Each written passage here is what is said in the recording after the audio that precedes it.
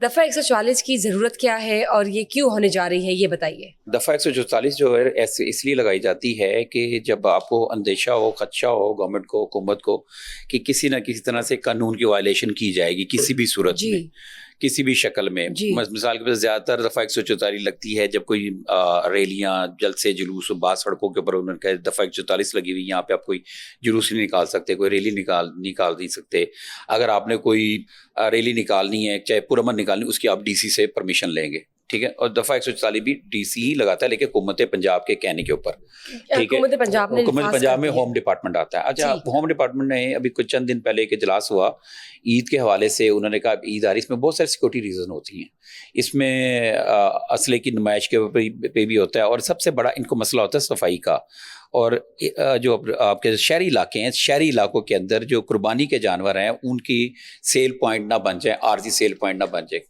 سر، آپ نے دفعہ 144 کی بات کی کہ عید کے قریب ہی لگتی ہے یا یہ جنرلی بھی لگتی ہے؟ نہیں، اسلحے کی نمائش جو یہ محرم میں بھی لگتی ہے، یہ ہر ایسے ان حالات میں لگتی ہے جس میں چانسز ہوتے ہیں کہ لوگوں کا پربہ ہو یا کوئی ایسی انتشار نہ پھیلے. اور اس کا یہ بھی مقصد ہوتا ہے کہ بہت ساری چیزوں سے روکنے کے لیے بھی. لیکن سر، اسلحے کی نمائش کی آپ نے بات کی ہے، وہ میں سوری ٹو کٹ یو، میں یہ جاننا چاہوں گی آپ نے اسلحے کی نمائش کی جو بات کی ہے یہ صرف تبھی لگتی ہے؟ یہ تو ویسے آزادی ہے. اسلحے کی نمائش کی حد تک دفعہ 144 ہمیشہ سے لگی ہوئی ہے. اس کے اوپر وہ زبانی اور یہ اور احکامات، ریٹن احکامات بھی کہ اسلحے کی نمائش آپ نہیں کر سکتے.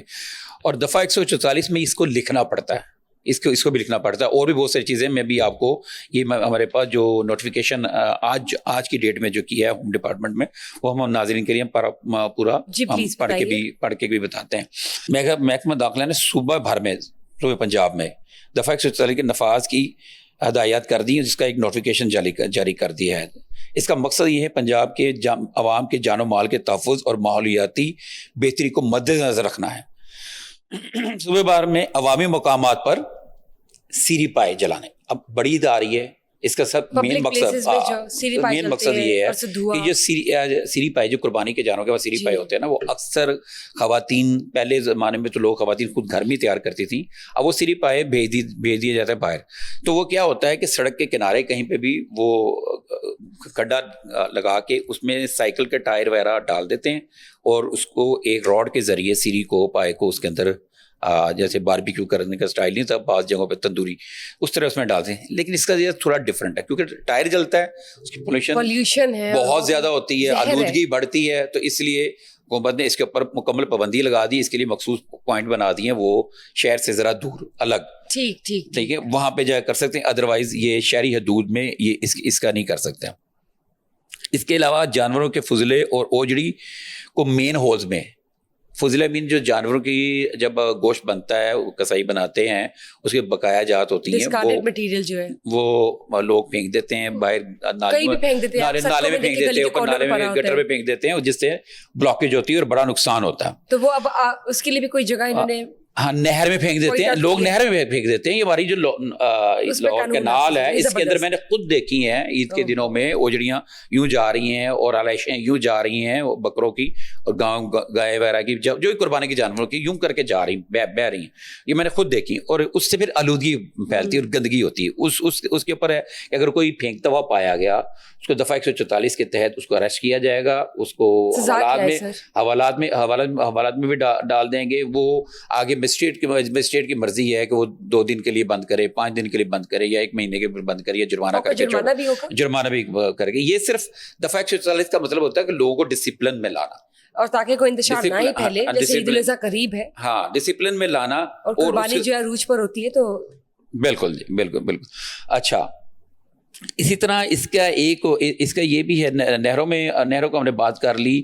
منظور شدہ مقامات کے علاوہ کسی بھی جگہ پہ قربانی کے جانوروں کی خرید و فروخت پر دفعہ 144 جو میں نے بولا، جو غیر قانونی جگہ سے عارضی سیل پوائنٹ بن جاتے ہیں، وہ کیا ہوتا ہے؟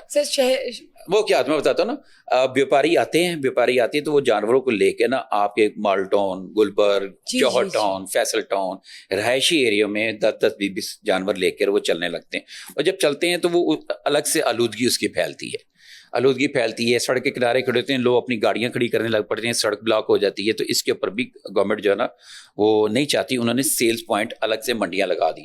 پہلے دور میں کچھ کافی زیادہ منڈیاں لگتی تھیں, کوئی 10-12 لاہور کے لگ جاتی تھی. لاہور میں منڈیاں نہیں, وہ تو کہیں بھی, وہ تو یہ تو غیر قانونی ہے نا, گورنمنٹ خود لگاتی تھی. اس دفعہ گورنمنٹ نے کوئی 4-5 پورے شہر لگا رہے ہیں عارضی منڈیاں. وہ بھی ہم آپ کو نیکسٹ پروگرام میں اس کے سارے پوائنٹ وغیرہ سارے بتا دیتے ہیں لوگوں کو آسانی ہو. تو اس کے اندر بھی لوگوں کو شکایات ہیں, بیوپاریوں کو بہت ساری شکایات یہ ہیں کہ ان کو مناسب جگہ نہیں ملتی, ان کو کیا کہتے ہیں جانور کو کے لیے چھاؤں کا مقام کا بندوبست نہیں ہوتا, ان کو جانور کے لیے پانی کا اور چارے کا صحیح بندوبست نہیں ہوتا. جبکہ گورنمنٹ کی جو کیٹل مارکیٹ کمپنی ہے جو وہ یہ دعویٰ کرتی ہے کہ ہم سارا کچھ کر رہے ہیں. اس سے پہلے میٹروپولیٹن کرتی تھی, میٹروپول کارپوریشن کرتی تھی, اور وہ کافی بہتر بندوبست ہوا کرتا تھا. امید کرتے ہیں اس دفعہ بھی یہ کریں. اچھا اس کے اوپر ہو گیا, اس کے اوپر پابندی ہو گئی. اچھا اس کے ساتھ ساتھ جو دفعہ 144 کی ایک اور چیزیں جو کنٹینیو چلتی آتی ہیں, جب بھی گرمیاں آتی ہیں موسم ہوتا ہے تو پھر نہروں میں نہانے پہ لگ جاتی ہے. وہ بھی ہے نہروں میں, ڈیمز میں اور جھیلوں میں نہانے پر دفعہ 144 لگی ہوئی ہے. تیراکی اور کشتی رانی پر بھی دفعہ 144 کا نفاذ کیا گیا ہے. اور اسلحہ گولہ بارود کی نمائش پر مکمل پابندی لگا دی گئی ہے. اور اس کے تحت, اور یہ جو دفعہ 144 ہے نا 5 جون سے وینسڈے 11 جون تک ہوگی.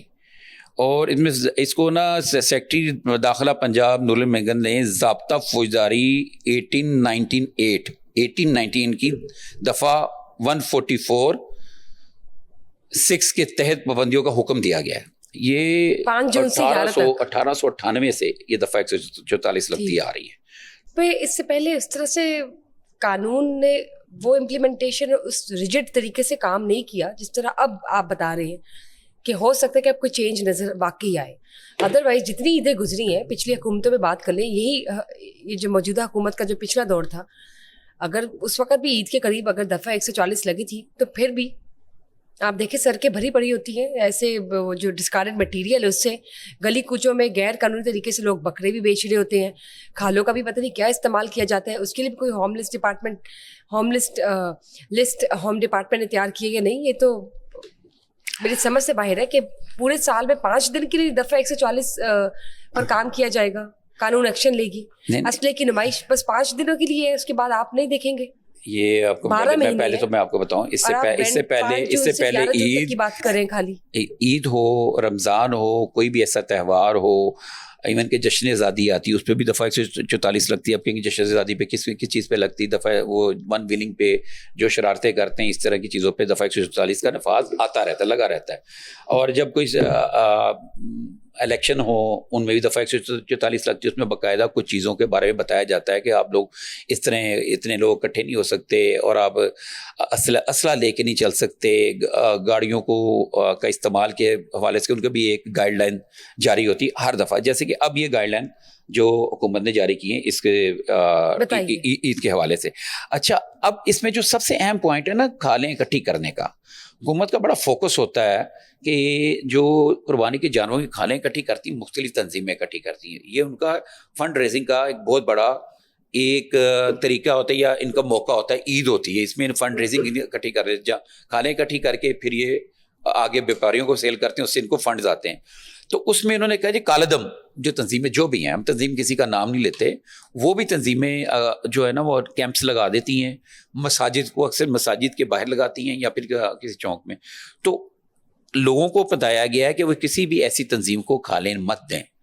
اور وہ اس طرح اور دوسرا جو حکومت ہے, پولیس تھانے ہیں یا کارپوریشن ہے, جس کا ایریا ہے کنٹرول ایریا ہے کارپوریشن کا, وہ وہاں پہ اس طرح کی جو ہے نا وہ کسی بھی کھالیں اکٹھی کرنے کے اسٹال کو نہیں لگنے دیں گی. یہ ایک جو اہم جو ہوتا ہے نا اس میں بڑا اس کا اہم رول ہوتا ہے. اچھا تو اب اس میں انہوں نے یہ کہا ہے کہ جو منظور شدہ جن کو اس میں ان کو حکومت نے جن کو سرٹیفکیٹ دیا ہوگا وہ صرف این جی اوز جیسے اس میں ہاسپٹلز آ جاتے ہیں, جیسے شوکت خانم کے اکثر اکٹھے کر رہے ہوتے ہیں, اور ہوگی بس وہی اس کی مد میں آتا ہے جو رجسٹر ہوں گی, جن کو رجسٹر کیا گیا ہوگا. دفعہ 144 کا میری نظر میں ایک تو یہ لفاظ ہونا بہت ضروری ہے، کیونکہ ہماری عوام جو ہے نا، ہم لوگ ہمیشہ نہیں، یہ بچوں کی طرح ہوتی ہے عوام گورنمنٹ کے لیے نا.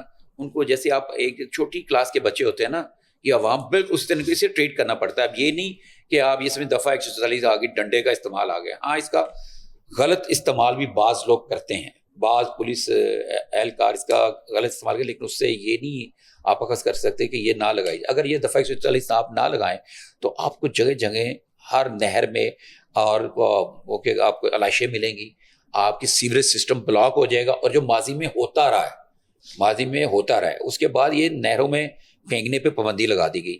جو شخص بھی نہر میں کچھ بھی پھینکتا ہوا پکڑا گیا، پولیس نے پکڑا، اسپیشل ڈیوٹیاں لگی ہوں گی، اسپیشل برانچ کی بھی ڈیوٹیاں ہوں گی اور عام پولیس اہلکاروں کی بھی ڈیوٹیاں ہوں گی.